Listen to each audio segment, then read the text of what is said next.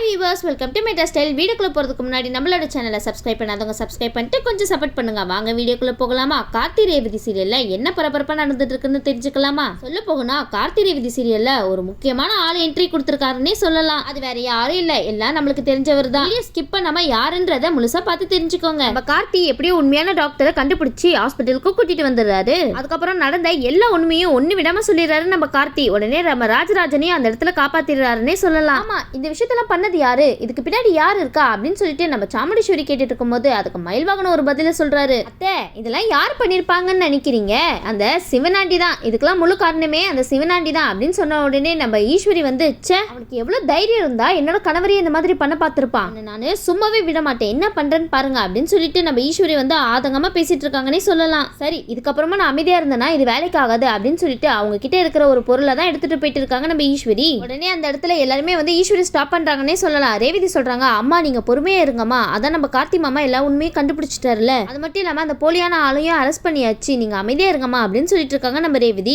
இதுக்கப்புறமா அமைதியா இருந்தா சரிப்பட்டு வராது, உங்க அம்மா செய்யறதுதான் கரெக்ட், அம்மா நம்ம அப்பா நல்லபடியா வரணுமா, அதுக்காகவாவது நீங்க அமைதியா இருங்க அப்படின்னு சொல்லிட்டு இந்த இடத்துல அமைதிப்படுத்திட்டு இருக்காங்க நம்ம ஈஸ்வரியா. உடனே நம்ம கார்த்தி அந்த இடத்துல பொங்கி எழுறாருன்னே சொல்லலாம். இந்த சிவனாண்டியை என்ன பண்றேன்னு மட்டும் பாருங்களேன் அப்படின்னு சொல்லிட்டு கிளம்பும் போது நம்ம ரேவதி நம்ம கார்த்தியும் ஸ்டாப் பண்றாங்கன்னே சொல்லலாம். மாமா நீங்க கொஞ்சம் அமைதியா இருங்க மாமா, இப்போதைக்கு நீங்க எங்கேயும் போக வேணாம், நீங்க எங்க கூட தான் இருக்கணும், தயவு செய்து இங்க இருந்து எங்களை விட்டுட்டு போயிடாதீங்க மாமா அப்படின்னு சொல்லிட்டு இருக்கும் போது, சிச்சோ என்னடா இது கடைசியில இப்படி ஆகி போச்சு, ஒருவேளை மாட்டிப்போமோ அப்படின்னு சொல்லிட்டு சந்திரகலா ஒரு பக்கம் யோசிச்சுட்டு இருக்காங்க. சந்திரகலா இந்த விஷயம் எல்லாம் பண்றதுக்கு முன்னாடியே யோசிச்சு இருக்கணும், இப்ப யோசிச்சு என்ன பிரயோஜனம்? ரேவதி கிட்ட கார்த்தி சொல்றாங்க, இங்க பாரு ரேவதி, அந்த சிவனாண்டியை சும்மாவே விடக்கூடாது, இவ்வளவு நாள் நான் பொறுமையா இருந்ததே பெரிய விஷயம் அப்படின்னு சொல்லிட்டு இருக்கும்போது ரேவதி சொல்றாங்க, மாமா நீங்க சொல்றதெல்லாம் சரிதான், ஆனா நீங்க அப்பாவை பாருங்க மாமா, அப்பாக்கு இப்போ நல்லபடியா ட்ரீட்மெண்ட் முடிஞ்சு அவர் வெளியே வரணும், அதுதான் முக்கியம் மாமா, நீங்க தயவு செய்து இங்க இருந்து போயிடாதீங்க, நீங்க எங்க பக்கத்துல இருக்கிற வரைக்கும் தான் எங்களுக்கு தைரியம் அப்படின்னு சொல்லிட்டு மயில்வாகனம் ரோகிணி சுவாதி எல்லாருமே சொன்ன உடனே நம்ம கார்த்தியும் ஒரு வழியா சம்மதிச்சுட்டாரு. உடனே கார்த்தி மனசுன்னு நினைக்கிறாரு, சரி மாமா மட்டும் கண் முழிக்கட்டும், அதுக்கப்புறம் இந்த சிவனாண்டிக்கு வச்சுக்கிறேன், அது மட்டும் இல்லாம இதுக்கு பின்னாடி இருக்கிறது அந்த சந்திரகலா தானே, அவளுக்கு சேர்த்து பாடம் கத்து கொடுக்குறேன் அப்படின்னு சொல்லி நினைச்சிட்டு இருக்காரு கார்த்தி. உடனே இந்த விஷயத்த சிவனாண்டி கிட்ட தான் சொல்லிட்டு இருக்காங்க சந்திரகலா சொன்ன உடனே நம்ம சிவனாண்டிக்கு ஷாக்கிங்னா சொல்ல முடியல.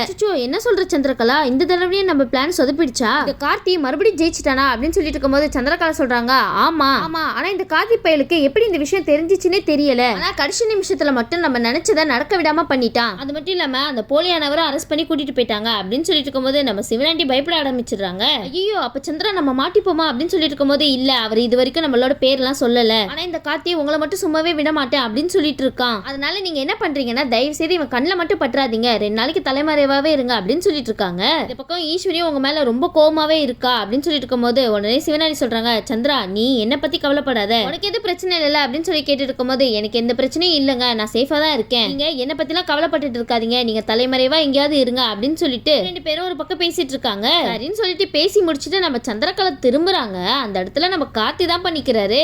கார்த்தி சொல்றாங்க, நினைச்சேன் நீங்க இந்த மாதிரிலாம் பண்ணுவீங்கன்னு அப்பவே நினைச்சேன், ஆனா உங்களுக்கு எதுக்கு இந்த கேவலமான புத்தி, உங்களுக்கு அத்தை இது வரைக்கும் என்ன குறை வச்சிருக்காங்க சொல்லுங்க, உங்களை இது வரைக்கும் நல்லா தானே பாத்துட்டு இருக்காங்க, நீங்க என்னன்னா அவங்களையும் அவங்க குடும்பத்தையும் சேர்த்து மொத்தமா அழிச்சிடணும் அப்படின்னு சொல்லி எண்ணத்தோட சுத்திட்டு இருக்கீங்களே, இதெல்லாம் நல்லா இருக்கா? உடனே சந்திரகலா வந்து இதெல்லாம் பார்த்துட்டு சிரிச்சிட்டு இருக்காங்க. ஆமாண்டா இதெல்லாம் நான் தான் பண்ணேன், உன்னால என்ன பண்ண முடியும்? அதுக்கு கார்த்தி சொல்றாங்க, இங்க பாருங்க இப்ப கூட நான் அத்தை கிட்ட எல்லா உண்மையும் போய் சொல்லலாம், அது மட்டும் இல்லாம அந்த பொய்யான ஆளை வச்சே எல்லா உண்மையும் வெளியும் கொண்டு வரலாம், ஆனா அவங்களால இந்த விஷயத்தெல்லாம் கேட்டுட்டு தாங்கிட்டு இருக்க முடியாது, அந்த ஒரே காரணத்துக்காக தான் நான் அமைதியா இருக்கேன் அப்படின்னு சொல்லிட்டு இருக்காரு. ஆனா சந்திராத்தை இந்த மாதிரி மட்டும் எப்பயுமே அமைதியா இருப்ப மட்டும் நினைக்காதீங்க, இங்க எழுந்தேன்னு வச்சுக்கோங்களேன் தாங்க மாட்டீங்க அப்படின்னு சொல்லிட்டு இருக்காரு. ஆனா ஒரு விஷயம், என்னோட மாமாக்கு மட்டும் ஏதாவது ஆயிருந்துச்சு என்னோட கையாலேயே உங்க கதையை முடிச்சு விட்டுருப்பேன் அப்படின்னு சொல்லி இருக்கும்போது உடனே சந்திரா சொல்றாங்க, ஓ அந்த அளவுக்கு உங்க மாமா மேல பாசமா அப்படின்னு சொல்லி கேட்க கார்த்தி சொல்றாங்க, மாமா மேல மட்டும் கிடையாது இந்த குடும்பத்து மேலயும் இருக்கு, இனி அவங்கள சீண்டணும்னு நினைச்சீங்க அதுக்கப்புறம் இங்க என்ன நடக்கும்னு எனக்கே தெரியாது அப்படின்னு சொல்லிட்டு இருக்கும்போது உடனே அந்த இடத்துக்கு ரேவதி வராங்க. உடனே நம்ம கார்த்தி அந்த இடத்த விட்டு போயிடுறாரு. அப்ப நம்ம ரேவதி கேக்குறாங்க, என்ன மாமா சித்திக்கிட்ட என்ன பேசிட்டு இருந்தீங்க அப்படின்னு சொல்லி கேட்கும்போது, இல்ல ரேவதி எனக்கு போன் வந்துச்சு அதான் பேசிட்டு இருந்தேன், அப்ப நான் போன் பேசும்போது அந்த இடத்துல உங்க சித்தி நின்றுட்டு இருந்தாங்க அவ்வளவுதான் அப்படின்னு சொல்லிட்டு இருக்காங்க. உடனே ரேவதி வந்து, அப்படியே மாமா, சரி ரேவதி என்ன விஷயம், எதுக்காக என்ன பார்க்க வந்த அப்படின்னு சொல்லி கேட்டு இருக்கும்போது ரேவதி சொல்றாங்க, மாமா அப்பாக்கு ட்ரீட்மெண்ட் நல்லபடியா முடிஞ்சிருச்சு, டாக்டர் இப்பதான் வந்து சொல்லிட்டு போனாங்க அப்படின்னு சொல்லிட்டு இருக்காங்க, அது மட்டும் இல்லாம இன்னும் கொஞ்ச நேரத்துல கண் முழிச்சிருவாரு சொல்லிட்டாங்க மாமா அப்படின்னு சொல்லிட்டு இருக்காங்க.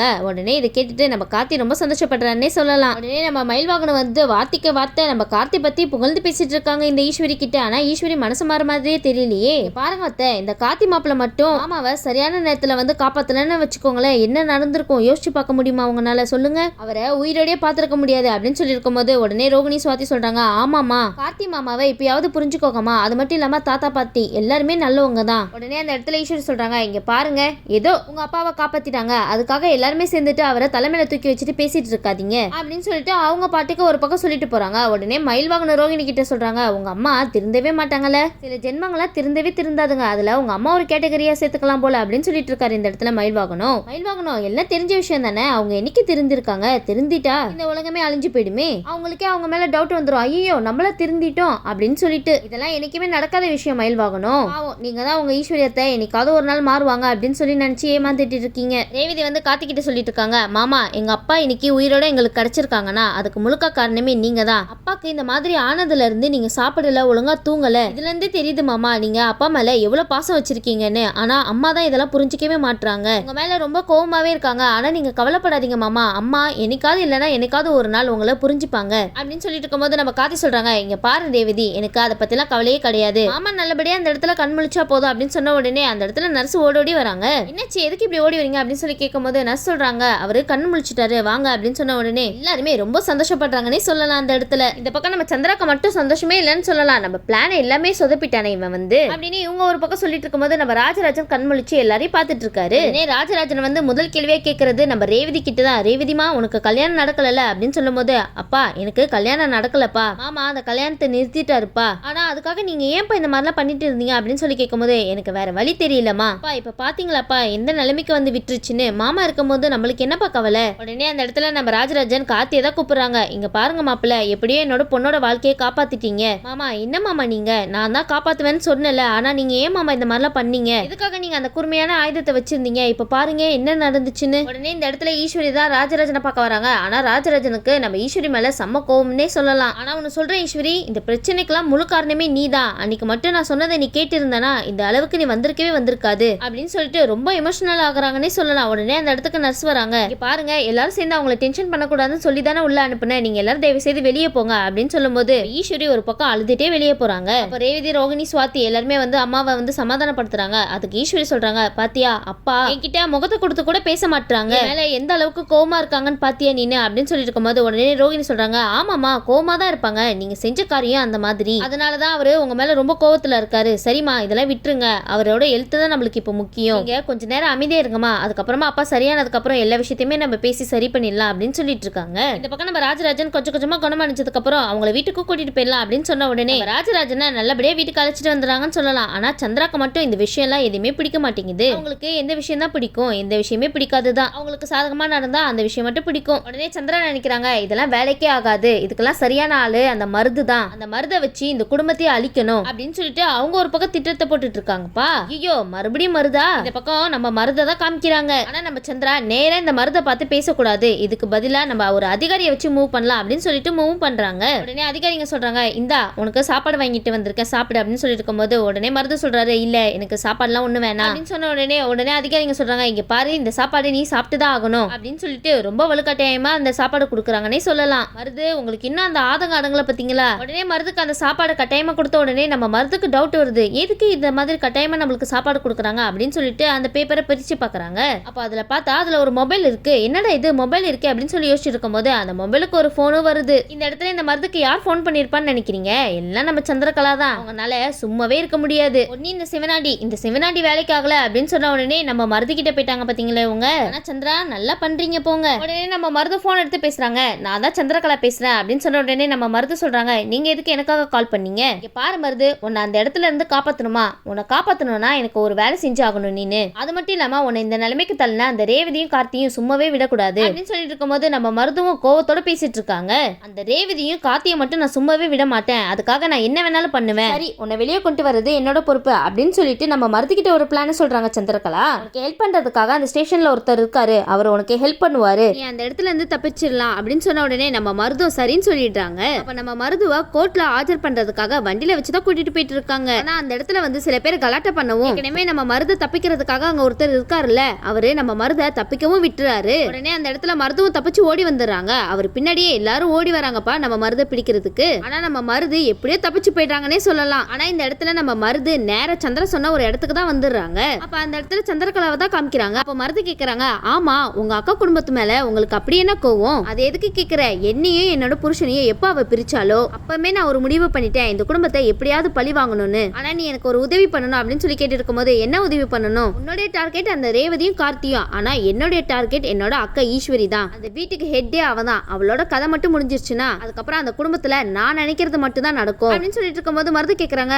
அப்ப நீங்க என்ன சொல்ல வரீங்க? உங்க அக்காவோட கதையை முடிக்கணும்னு சொல்ல வரீங்களா? ஆமா, நீ ரேவதி கார்த்தியோட கதையை மட்டும் முடிக்க கூடாது, என்னோட அக்கா ஈஸ்வரி கதையும் சேர்த்து முடிக்கணும். உடனே நம்ம மருதும் சம்மதிக்கிறாங்க. அதுக்காக உனக்கு நான் என்ன உதவி வேணாலும் பண்ணுவேன். இந்த பக்கம் சிவனாண்டி முத்துவேல தான் காமிக்கிறாங்க. நிறைய ஆடியால ஏற்பாடும் பண்றாங்க அந்த இடத்துல. சரி மருது, இவங்க எல்லாரும் உனக்கு ஹெல்ப் பண்ணுவாங்க அப்படின்னு சொன்ன உடனே நம்ம மருதும் சரி அப்படின்னு சொல்லிட்டு அடுத்த நாள் பார்த்தோன்னா ராத்திரி ஆயிருது. அப்ப யாரோ கதவை தட்டுற சவுண்ட் கேக்குது. கதவை திறந்து பார்த்ததுமே ஷாக்கிங்னு சொல்லலாம் எல்லாருக்குமே. அங்க நிக்கிறது வேற யாரும் இல்ல, இந்த மருது தான். ஆனா அந்த இடத்துல மருது மட்டும் இல்ல, அடியாட்களையும் சேர்த்து கூட்டிட்டு வராங்க. இதெல்லாம் பார்த்துட்டு பயங்கர ஷாக்கிங்ல இருக்காங்க அந்த ஃபேமிலி எல்லாருமே. உடனே இந்த இடத்துல சந்திரகலா நடிக்க ஆரம்பிச்சிடுறாங்க. ஈஸ்வரி கேக்குறாங்க, நீ எப்படிடா இங்க வந்த? நீ எப்படி அங்க இருந்து தப்பிச்சு வந்த அப்படின்னு சொல்லி கேட்டு இருக்கும் போது மருது சொல்றாங்க, உங்க எல்லாரோட கதையும் முடிக்கிறதுக்காக தான் நான் இங்க வந்திருக்கேன். உடனே அந்த இடத்துல ரேவதி தான் நின்றுட்டு இருக்காங்க. உடனே ரேவதி கிட்ட கேக்குறாங்க, என்ன ரேவதி, உன் கழுத்துல எப்படியாவது தாலி கட்டிடலாம் அப்படின்னு சொல்லி நினைச்சிட்டு இருந்தேன். ஆனா கடைசி நேரத்துல அந்த கார்த்தி வந்து எல்லா விஷயத்தையுமே கெடுத்துட்டான். ஆனா இப்போ என்கிட்ட இருந்து தப்பிக்கவே முடியாது. உன் கழுத்துல இப்போ இந்த இடத்துல நான் தாலி கட்டுறேன், உங்களெல்லாம் என்ன பண்ற மட்டும் பாருங்க அப்படின்னு சொல்லி இருக்கும்போது சாமுண்டீஸ்வரி சொல்றாங்க, இங்க பாரு,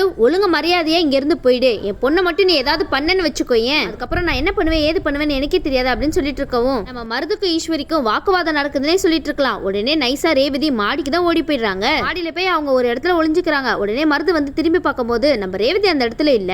ஏ ரேவதி, எங்க போன? நீ எங்க போனாலும் சரிதான், உன்னை விடவே மாட்டேன். அவ கழுத்துல தாலி கட்டுறேன் தானே நீங்க நினைச்சிட்டு இருந்தீங்க, ஆனா இப்ப பாருங்க அவ கதையை முடிக்க போறேன் அப்படின்னு சொன்ன உடனே இதை கேட்டு எல்லாருமே ஷாக் ஆகுறாங்கன்னே சொல்லலாம். இங்க பாரு, என்னோட பொண்ணை விட்டுரு அப்படின்னு சொல்லிட்டு இருக்கும்போது மருது வந்து அவங்க ஆட்கள் கிட்ட சொல்லிட்டு இருக்காங்க, ஏய் நீங்களா இவங்க எல்லாரையும் பாத்துக்கோங்க, அந்த ரேவதி மேலதான் இருப்பா, அவளை நான் போய் பாத்துக்கிறேன் அப்படின்னு சொல்லிட்டு போயிட்டு இருக்கும்போது இந்த பக்கம் நம்ம மயில் வாகனம் கார்த்திக்கு இந்த விஷயத்தை எப்படியாவது சொல்லிடணும் அப்படின்னு சொல்லிட்டு வாய்ஸ் மெசேஜ் தான் அனுப்புறாரு. உடனே நம்ம கார்த்தியும் வாய்ஸ் மெசேஜ் கேட்டு அதிர்ச்சி ஆகுறாங்க. இங்க பாருப்பா, அந்த மருது பையன் இங்க வந்துட்டான், அதனால எல்லாருக்கும் ஆபத்தாயிடுச்சு அப்படின்னு சொல்லிட்டு இருக்கவும் கார்த்தி பார்த்துட்டு ரொம்ப ஷாக் ஆகுறாங்கன்னே சொல்லலாம். இந்த பக்கம் பார்த்தோம்னா ரேவதி ஒரு குடோன்குள்ள துணியை வச்சு ஓடிட்டு இருக்காங்க. உடனே மருது அந்த இடத்துக்கு கரெக்டா வந்துடுறாருப்பா. ரேவதி, இந்த இடத்துலதான் நீ இங்கேயும் ஒளிஞ்சிருக்கேன்னு எனக்கு நல்லாவே தெரியும். மாமா கூட கண்ணாமூச்சிலாம் ஆடாதமா, கல்யாணத்துக்கு அப்புறம் பாத்துக்கலாம் வாமா அப்படின்னு சொல்லிட்டு அப்படின்னு அவர் பேசிட்டு இருக்காரு. சரின்னு சொல்லிட்டு அந்த துணியை வலிக்கி பார்க்கலாம் அப்படின்னு சொல்லிட்டு அவர் போறாரு. கீழே கதவு தட்டுற சவுண்ட் தான் கேக்குது. உடனே பார்த்தோம்னா நம்ம மருது ரேவதியை கண்டுபிடிக்காம கீழே இறங்கிடுறாரு. உடனே ரேவதி வந்து நினைக்கிறாங்க, நல்ல வேலை இவன் கிட்ட இருந்து தப்பிச்சிட்டோம், ஆனா நம்ம குடும்பத்தோட தப்பிக்கணுமே அப்படின்னு சொல்லி நினைச்சிட்டு இருக்கும் போது உடனே யாருடா அது கதவை தட்டுறது அப்படின்னு சொல்லிட்டு கீழே வந்து பாக்குறாங்க.